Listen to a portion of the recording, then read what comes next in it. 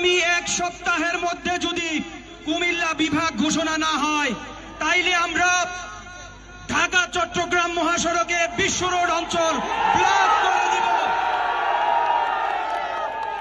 আপনারা সবাই রাজি তো?